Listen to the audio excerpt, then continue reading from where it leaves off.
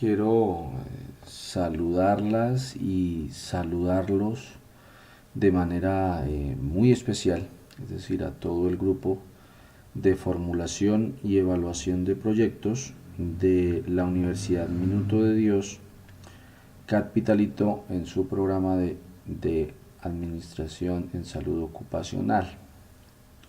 En este video tutorial y atendiendo los lineamientos y metodologías que dictan la clase invertida, quiero compartirles este conocimiento, por supuesto esta presentación, donde espero pueda dar los lineamientos y los puntos claves para que ustedes se apropien de su proceso de conocimiento en cuanto al tema de evaluación financiera de los proyectos públicos o privados.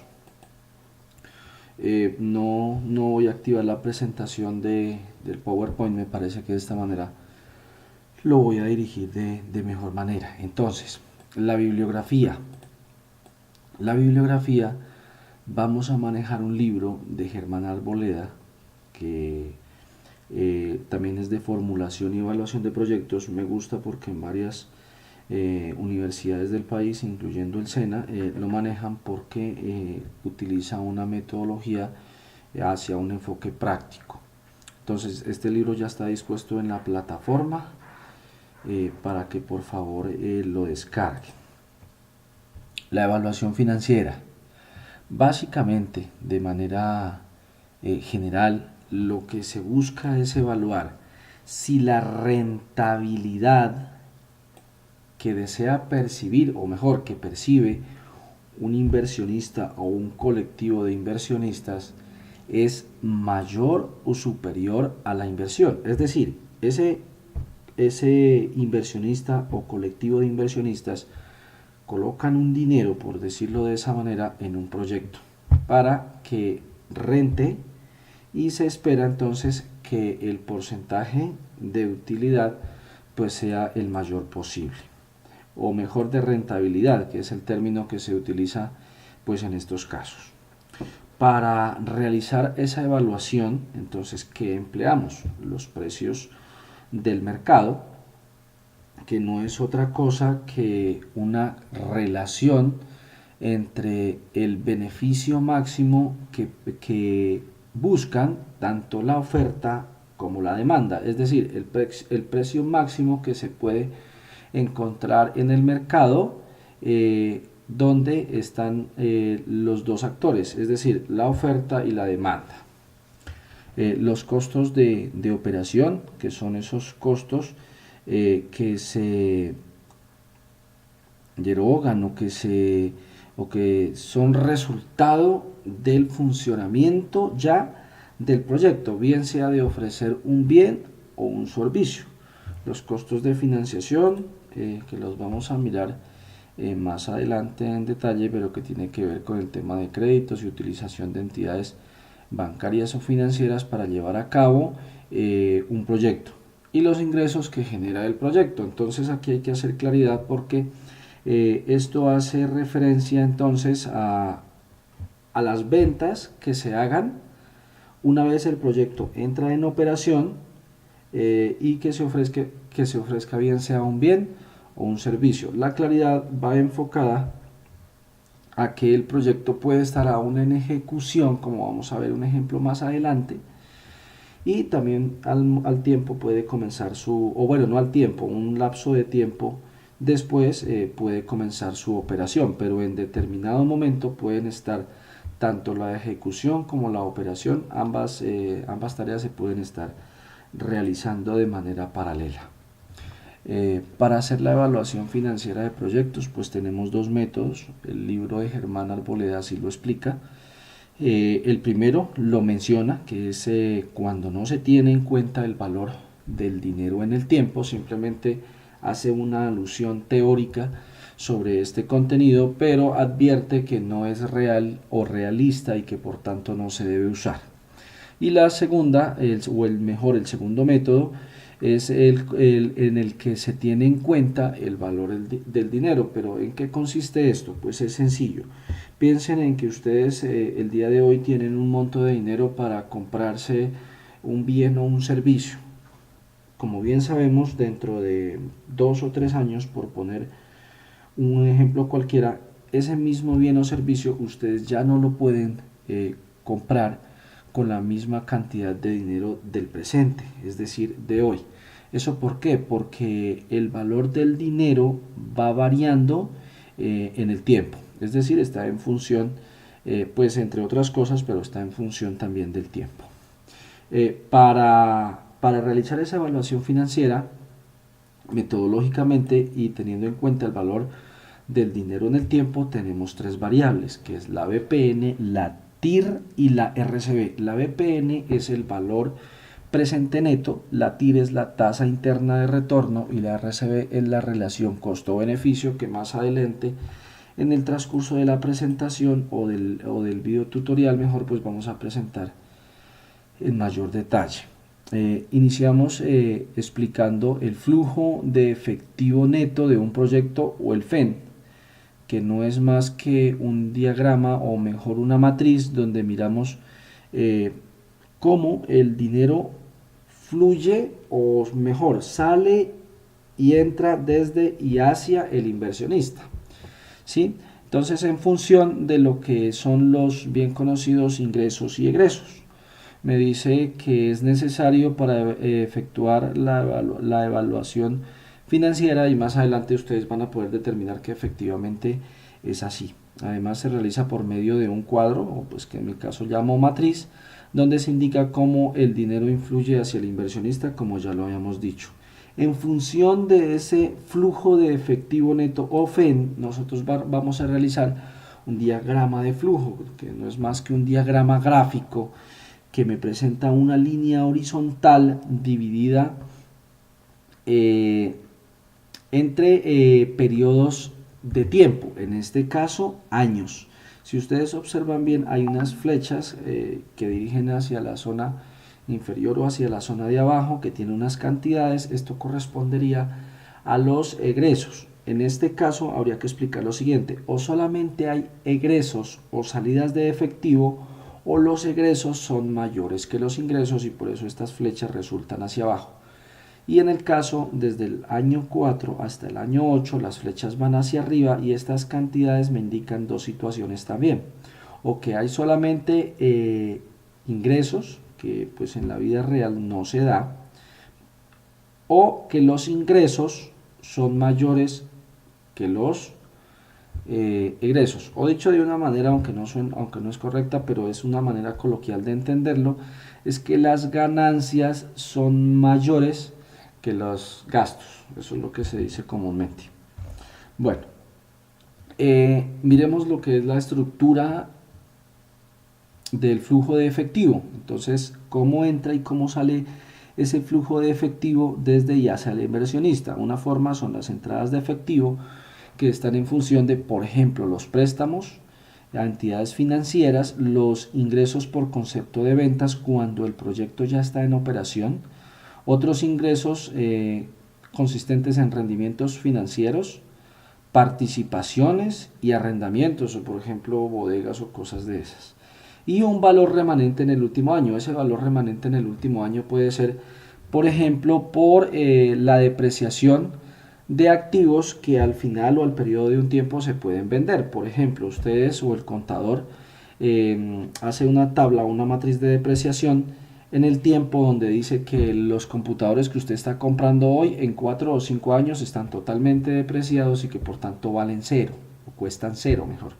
Resulta que usted al final de 4 o 5 años logra vender, por ejemplo, esos activos que ya están depreciados totalmente, pero los logra vender en un costo bajo, pero igual esas cantidades que entran al flujo de caja de la empresa se pueden determinar en este caso como remanentes. El otro caso son las salidas de efectivo, por ejemplo, el pago de impuestos, los pagos de préstamos. El préstamo, cuando se ejecuta en el momento cero, es decir, cuando recibes el dinero de la entidad financiera, es una entrada. Pero cuando ya tienes que empezar a pagar capital e intereses, entonces se convierte en una salida de efectivo.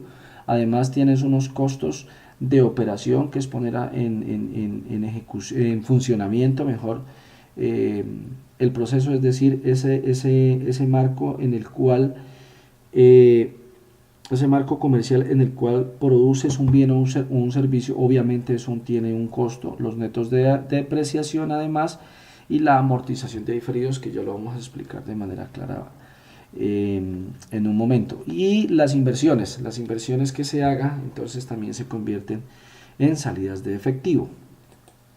Ese flujo de efectivo neto básicamente tiene esta estructura que se indica en esta presentación. Entonces tiene una fase de inversión y una fase operacional.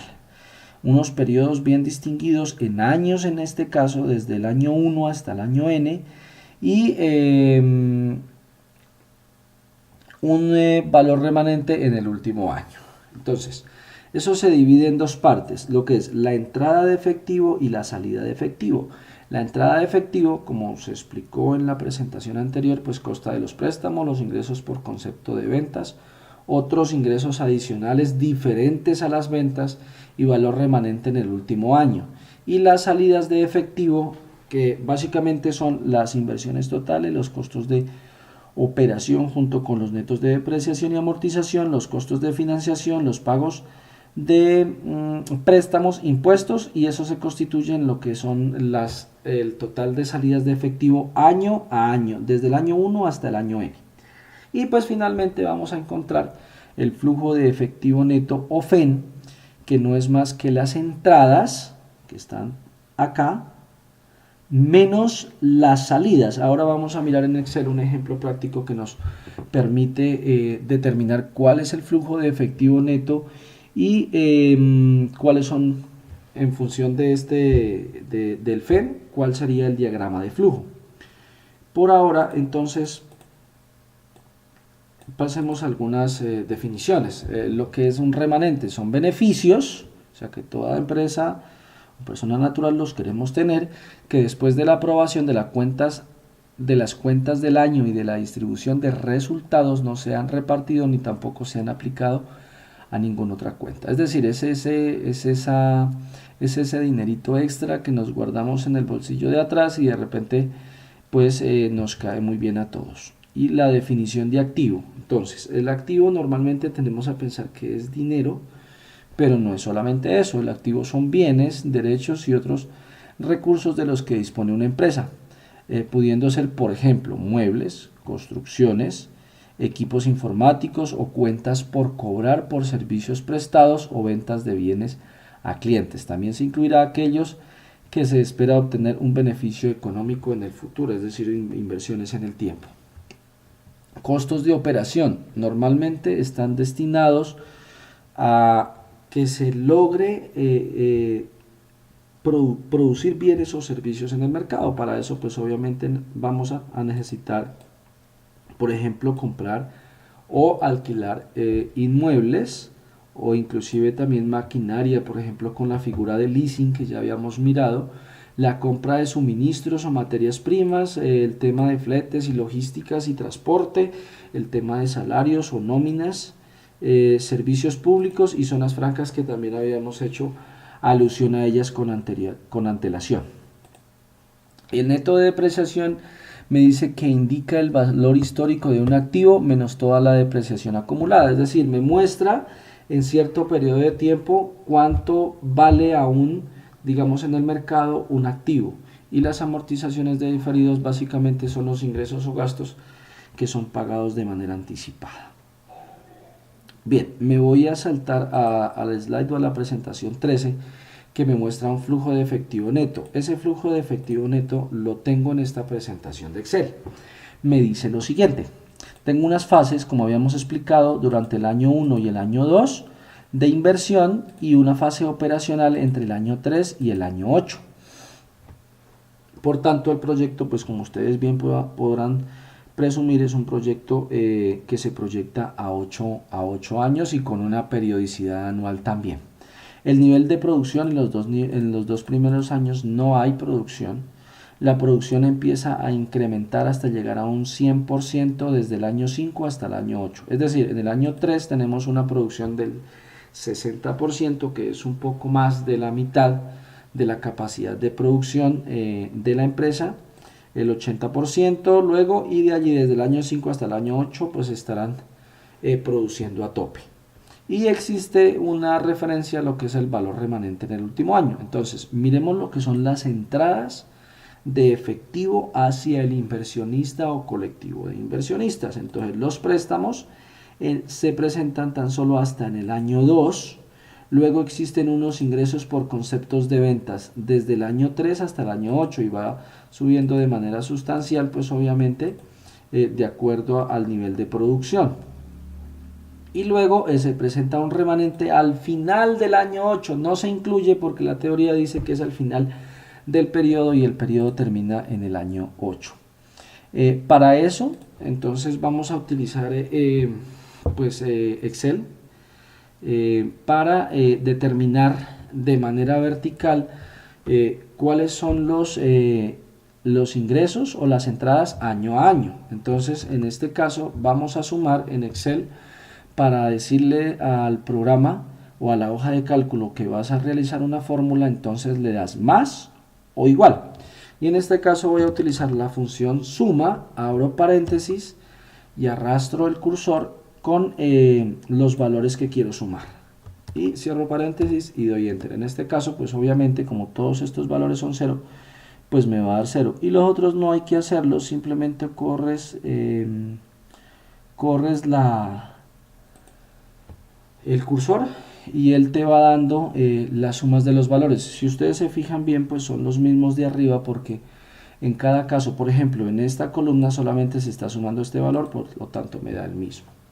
Ahora sí, para las salidas de efectivo, ustedes me podrán decir, ¿por qué no hay un préstamo en el año 1? Porque resulta que hay una inversión en el año 1 de 17,2 millones. Había olvidado de comentarles estos números. Para el ejercicio que aparece en el libro está dado de esta manera, pero corresponden a millones de pesos. En el año 2 hay una inversión de 16,6 millones y por acá respecto a lo que es estos costos de financiación, pagos de préstamo e impuestos, en estos 2 años no hay nada más. Pero miremos en este, por ejemplo en el año 3 ya se pone interesante. Me dice que tiene unas inversiones totales de 5.140.000 pesos. También hay unos costos de operación netos de depreciación y amortizaciones de diferidos de 32 millones, que bueno, subió de manera sustancial. Los costos de financiación, pago de préstamos, que sería algo así como de 800.000 pesos, e impuestos por 380.000 pesos. Y así para cada año, ¿sí? Entonces se empieza a presentar de esa manera. Y para entonces sacar este total de acá, voy a borrar acá, y vamos a hacer la misma operación que hicimos en la parte de las entradas. Entonces, ¿qué hacemos? Le damos un igual para indicarle al programa o a la hoja de cálculo que vamos a ingresar una fórmula, y entonces utilizamos nuevamente la función suma, abrimos paréntesis y entonces el ahí me dice que dentro de la función deben existir una serie de números. ¿Cuáles son los números? Pues los que yo indique con el cursor hasta la parte de impuestos, y allí cierro. Me dice que hay 17,2. bien, seguimos hasta el año número 8, y entonces para constatar que estamos haciendo bien, por ejemplo, miremos acá señalando con el cursor las cantidades que queremos ver sumadas, y me dice que suman 39,76 y acá también me muestra 39,76, por lo tanto estamos bien. Ok, ahora ¿qué debemos hacer? El flujo de efectivo neto, voy a retomar acá, el flujo de efectivo neto o FEN me dice que son las entradas menos las salidas. Entonces es muy sencillo.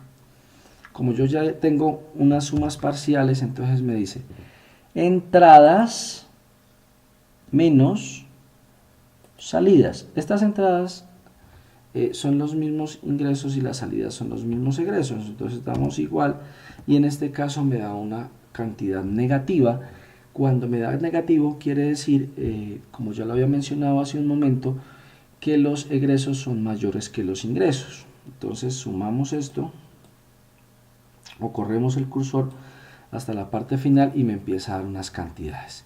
Si ustedes observan bien, acá tengo el diagrama de cómo fluye el dinero hacia el inversionista. Muy bien. Entonces, este 17,2 está negativo, el 12,6 está negativo y el 2,56 está negativo. Quiere decir que los egresos son mayores que los ingresos y por tanto estas flechas correspondientes al año 1, 2 y 3 pues van hacia abajo. De ahí en adelante observamos que 9,75 está hacia arriba, 12,73 también, en el año 6, 12,74, bueno, aquí por aproximación quedó levemente diferente, en el año 7, 17,95 y en el año 8, si ustedes observan bien, está diferente. ¿Qué nos falta? ¿Qué nos falta sumar? Entonces a la fórmula le sumamos lo que acá hemos llamado valor remanente en el último año, que son 28,57. Le damos enter, nos da 43,52 y entonces ya encontramos exactamente este dato que está en esta parte de acá. Muy bien, ahora ¿qué vamos a hacer? Ya tenemos, ya explicamos esta parte. Este es el flujo de efectivo neto que acabamos de explicar allá en el FEN y aquí está de una manera gráfica. Entonces a partir de esta parte, bueno, este es el FEN que realizamos en Excel, nos dio exactamente igual.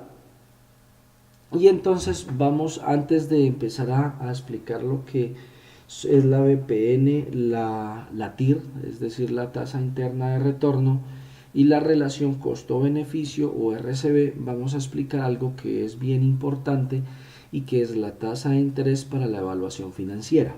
La tasa de interés para la evaluación financiera que se va a utilizar en esta metodología se llama TIO o tasa de interés de oportunidad. Esto no es más que la tasa de interés que le interesa percibir al inversionista o grupo de inversionistas, ¿sí?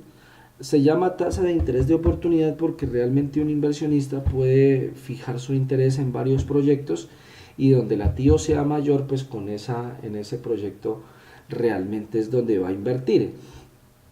Entonces, sabiendo eso, nos vamos ahora sí a la definición, lo que es la fórmula y cómo vamos a encontrar la BPN en Excel. Entonces, métodos que tienen en cuenta el valor del dinero en el tiempo, como debe ocurrir en la vida real. La BPN no es más que, me voy a aprovechar acá de esta imagen, no es más que traer cada uno de estos valores futuros, traerlos al tiempo cero, es decir, al día de hoy. Miremos qué dice acá la teoría, dice a una tasa de interés I, que sería para este caso la TIO para el inversionista, es la ganancia que representa el proyecto en el momento cero, es decir, en el día hoy. En el día de hoy. Entonces, el valor presente neto que está en función de un interés I es igual a la sumatoria del valor presente de todos los ingresos desde un momento cero hasta un momento N, es decir, desde el día de hoy hasta el año 8 para el ejemplo de nosotros, menos, pues bueno, está en función de ese interés I, menos la sumatoria también desde un momento 0 hasta un momento N, es decir, desde 0 hasta los 8 años, del valor presente de todos los egresos en función también de esa tasa de interés I. Simplemente es una resta de dos sumas. Esto nos trae consigo un criterio de evaluación. Entonces me dice que el valor presente neto que está en función de una tasa de interés I, si el resultado que obtenemos de hacer esta operación es menor que cero, es decir, es negativo, el proyecto no se justifica desde el punto de vista financiero. Los dineros invertidos en el proyecto rinden menos que I. Es decir, el inversionista dice que quiere o que desea una rentabilidad de por lo menos un 10%. Si esto me da negativo, quiere decir que esa rentabilidad no alcanza el interés deseado. Si es igual a cero, es decir, si el valor presente neto es igual a cero, el proyecto es indiferente. Es decir, los dineros invertidos en el proyecto rinden exactamente I, que es lo que